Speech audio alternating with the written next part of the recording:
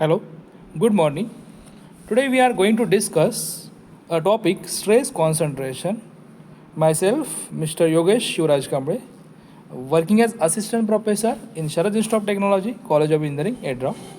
So, this is what basically stress concentration deals with the design of machine elements. We will see what is meant by stress concentration, what are the causes of stress concentration, and what will be the remedies for the stress concentration. So, stress concentration.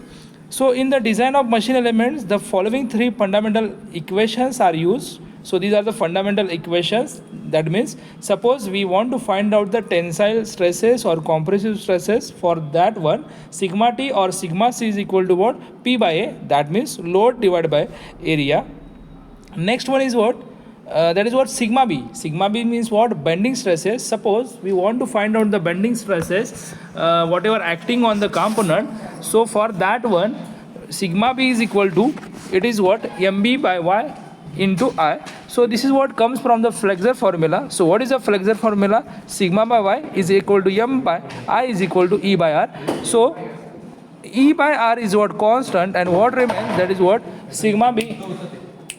Sigma b is equal to mb into y divided by I. So mb, why here mb is written? So this is what? Bending moment. That's why it is what? Mb. Y is what? Distance from the neutral axis. So I is what? That is what we can say moment of inertia, and sigma b is what? Bending stresses. Now next one is what? Next equation is what? Tau. Tau is equal to mt into r by j. So tau is nothing but what? Shear stresses. Whatever shear stresses acting on the component or any machine component or element, so it can be find out. Tau is equal to mt into r divided by j. So mt is what? Torsional moment. In earlier it was mb. B stands for bending moment and T stands for torsional moment. R is what? Radius, okay, and J is equal to what? Polar moment of inertia. So we know that, okay. So this is what? Polar moment of inertia. J is equal to what? We can say pi by 32 into d raised to 4. So these equations are based on the number of assumptions. So whatever these equations for the theoretical calculations, we are using these equations, but these equations based on the number of assumptions. So might be that properties in, that is what, inbuilt in the component or not, we know that, we don't know that, but it is what? Assume. This one not ideal condition. Okay, next one.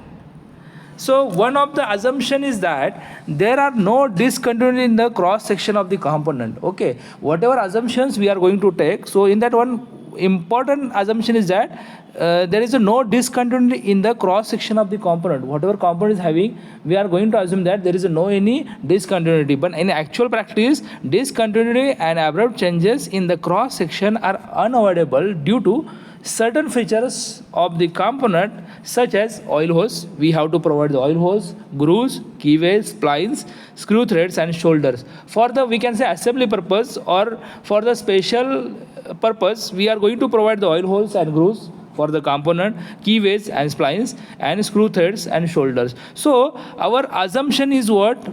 Assumption is what going to be, we can say, neglect here whatever assumption, no discontinuity, and here we are going to provide the discontinuity. So in actual practice it is unavoidable, first assumption. Okay, therefore it can be assumed that the cross section of the machine component is uniform. What we going to say, we cannot assume that the cross section of machine component is uniform, because we are going to provide a certain features. Okay, under these circumstances the elementary equations do not give correct results. Whatever elementary equations we have seen, that is what? Sigma T or sigma C is equal to load P by A, or sigma B is equal to mb into y divided by I, or sigma T or tau is equal to mt into r by j. These are the equations based on the assumptions. We will not give correct answer, because such kind of special features or special, or we can say, going to change the cross sections of the component. Okay, now consider this what a small example: a plate with small circular hole subjected to tensile stress in shown in figure. So distribution of stresses, now see here, distribution of stresses near the hole can be observed by using photoelasticity technique. Now see here, so sigma T is here. Again we are going to check the whatever stresses acting near the, we can say hole, circular hole is there. So here the localization of high stress will be there. So the stresses at the end point is different. At the vicinity of this circular hole, the stresses will be different. It is what higher level. So we can say that localization of stresses near the vicinity of this or cross section is there, change in cross section is there. At the point the stresses value is more, so we can say the stress concentration is defined as the localization of high stresses due to irregularities present in the component and abrupt changes in the cross sections. So because of that, so the stress concentration occurs. So it is, we can say, localization of high stresses. Where is the localization of high stresses? Near the circular hole. That means we are going to provide the discontinuity in that one. Okay, and there is what localization of high stress will be there. Why it is localization? Due to irregularities present in the component and abrupt changes in the cross sections. Okay. Now in order to consider, suppose we want to consider the stress concentration effect, so first thing is that we have to find out the localization stresses. This is called as a stress concentration factor. That means suppose we want to consider stress concentration, for that one we have to find out the stress concentration factor, and it is denoted by KT, K suffix T, and it is defined as KT is equal to highest value of actual stress near discontinuity. How KT is defined?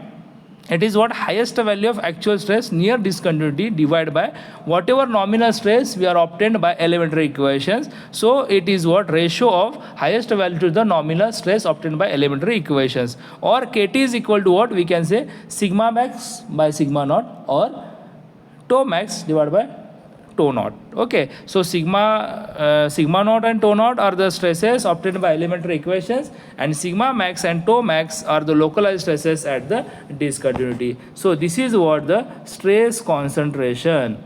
Okay, so in this video we have seen exactly what is meant by stress concentration, how it will be act, how to find. Suppose we want to consider the stress concentration factor, suppose we have to consider the stress concentration, for that one the stress concentration factor is used. So how to find out the stress concentration factor we have seen. Okay, so this is what the stress concentration. Okay, in the next video we will see the causes of stress concentration, why the stress concentration will be occur.